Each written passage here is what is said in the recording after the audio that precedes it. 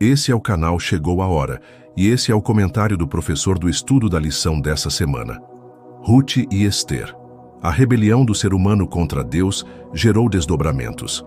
Embora todos sejam livres para escolher, todos são escravos das consequências. A história de Noemi e Ruth é um exemplo disso.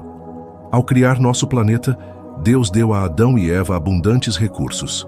O Éden era um lugar espetacular. Havia água pura, alimento especial, pedras preciosas, entre outras coisas.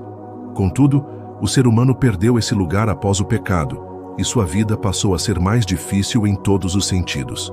A história de Noemi e Ruth ilustra essas dificuldades decorrentes do pecado. Ruth, capítulo 1, dos versos 1 a 5, descreve esses desafios em detalhes. Primeiro, o texto menciona a fome em Belém de Judá, o que resulta em migração para Moabe. Em seguida, Elimeleque, o pai da família, morre. Depois de quase 10 anos nesse lugar, os filhos também morrem, de maneira inesperada e surpreendente. E Noemi fica só. E essa também é a realidade de Ruth, sua nora. Porém, esse não é o fim da história. Ruth e Boaz. Ruth e Boaz fazem parte da genealogia de Jesus em Mateus 1, verso 5, o que evidencia a importância de sua história para o povo de Deus. Por isso, sua inclusão nessa genealogia não é aleatória. Ela tem importantes implicações para a compreensão da obra de Jesus. A história de Ruth e Boaz mostra como as coisas podem mudar para melhor. Boaz, o resgatador, é o responsável direto por essa mudança. Sua atuação diligente é destacada no texto sagrado, em contraste com a decisão do outro resgatador, pois ele amou a Ruth desde o início. Jesus também é um resgatador. Mateus destaca que seu nome é dado porque ele salvará o seu povo dos pecados deles. Mateus 1, verso 21. E como Boaz, esse resgate é válido para todos os povos.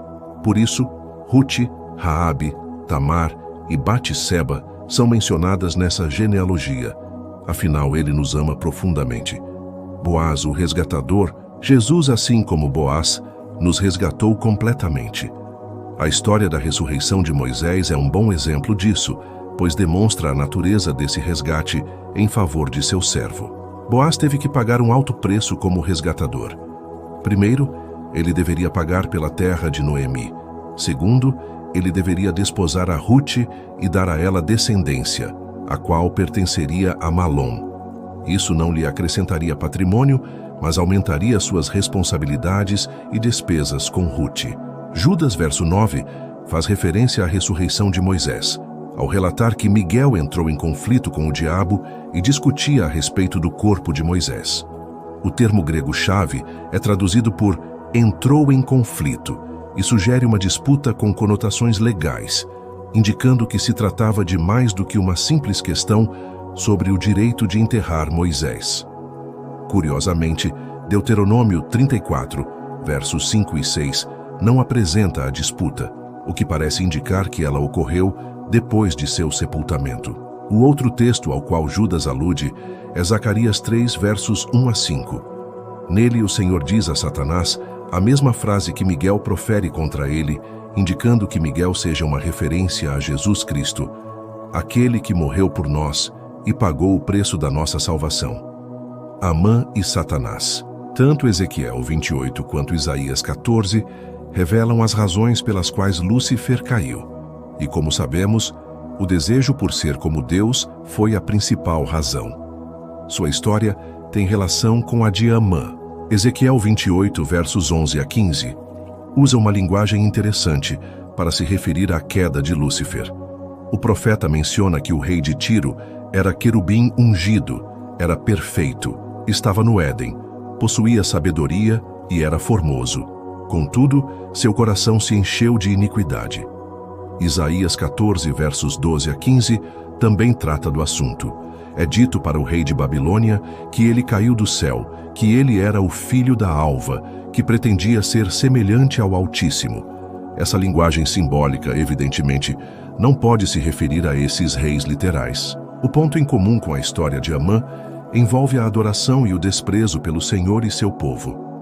O desejo por adoração, que aparece em Ester 3, verso 2, motivou o desprezo pelo Senhor, o qual resultou na tentativa de destruir seu povo. A história do grande conflito revela as mesmas verdades sobre Satanás. Para um tempo como este, assim como Esther, o remanescente final da história existe para ser relevante. Especialmente, sua mensagem singular é importante para todos os que habitam sobre a terra no tempo do fim e será proclamada com o poder do Deus Todo-Poderoso. O modo como Deus cuidou e conduziu a vida de Esther é fantástico. Sua história tem um enredo digno de um Oscar, com a mão de Deus em cada detalhe. Isso se torna ainda mais claro na parte final da narrativa, pois sua escolha pelo rei Assuero não é aleatória, assim como os conselhos que recebeu de Mordecai. Em Apocalipse 12, o modo como Deus cuida de seu povo é destacado de forma poderosa. Primeiro, ele impede o diabo de devorar o filho-homem.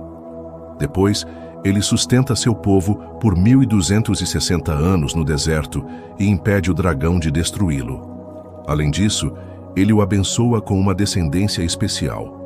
O restante dessa descendência tem uma mensagem singular para proclamar ao mundo, e o faz sob o poder de Deus. Conclusão. Ainda que o cristão enfrente problemas decorrentes do pecado, o desfecho será feliz. Essa não é uma promessa vazia do Senhor. Ele já demonstrou que essa realidade é possível. Na verdade, para ele, ela é mais do que possível. É certa. As histórias de Ruth e Esther indicam isso. Por isso, confie mais e se preocupe menos.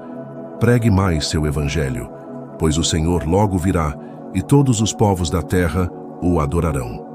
Sua mensagem finalmente triunfará. Que façamos parte daqueles que estarão para sempre ao seu lado. Amém.